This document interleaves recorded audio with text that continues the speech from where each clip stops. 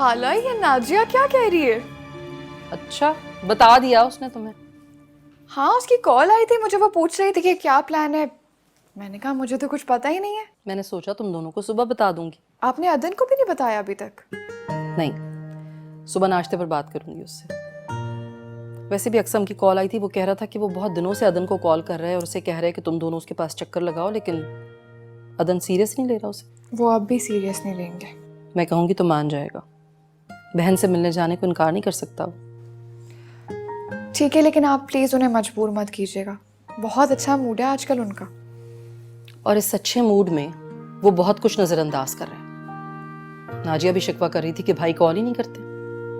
नाजिया तो बहुत खुश है हमारे आने का सुनकर। जाहिर सी बात है, क्यों नहीं होगी खुश। बहुत मिस कर रही है वो हम सबको।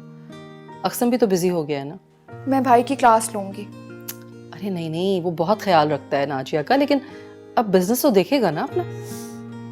अच्छा खाला, अब आप रेस्ट करें। शेरीन, वैसे तो अदन को बाहर जाने के लिए तैयार करना मेरा काम है, लेकिन प्लीज तुमसे एक रिक्वेस्ट है कि अदन की फरमाइश पर किसी भी प्लान में रुकावट मत डालना। आपको लगता है मैं ऐसा करूंगी? हाँ, क्योंकि आजकल तुम उसकी हर गलत बात में फेवर कर रही हो बहुत ज्यादा, इसीलिए कह रही हूँ। मैं बिल्कुल ऐसा नहीं करूंगी, बल्कि मैं इंसिस्ट करूंगी। मैं भी नाजिया और भाई को बहुत मिस करती हूँ।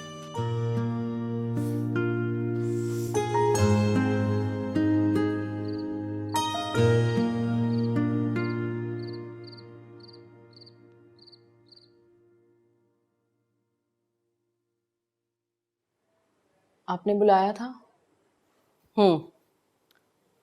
चाहो तो बैठ जाओ। अदन का तुम्हारे घर कब से आना जाना था?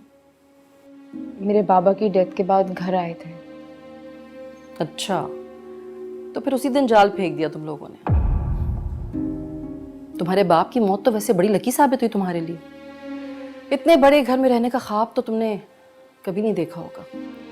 बुरा नहीं मानिएगा, लेकिन मुझे आपका ये बड़ा घर अपने छोटे घर से भी ज्यादा छोटा लगता है, क्योंकि घर जितने छोटे होते हैं उनमें नफरतें उतनी ही कम होती हैं। क्या लगता है तुम्हें? जिस माँ का बेटा छीनोगी वो तुम्हें मोहब्बत देगी? आपका बेटा नहीं छीना है मैंने, वो आपके साथ रहता है इस घर में। अदन ने तुमसे निकाह किया है, इसलिए तुम्हें इस घर की बहू समझना मेरी मजबूरी है।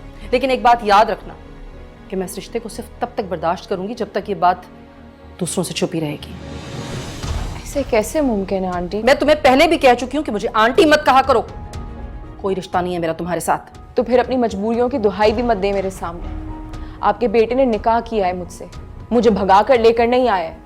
अगर आपको मुझसे इतनी नफरत है तो उससे कहें कि मुझे छोड़ आए वापस।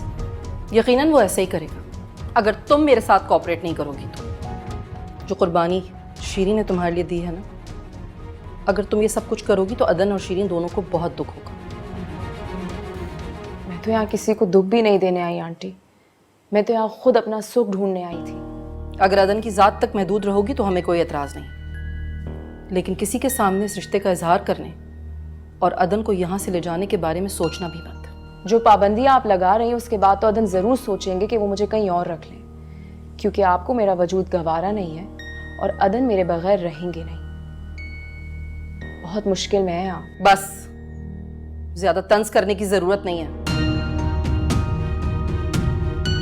आप फिक्र नहीं करें, अदन यहीं रहेंगे आपके साथ, और मैं किसी को नहीं बताऊंगी कि मैं उनकी बीवी हूँ, जब तक आप खुद इस हकीकत का एतराफ़ नहीं कर लेती।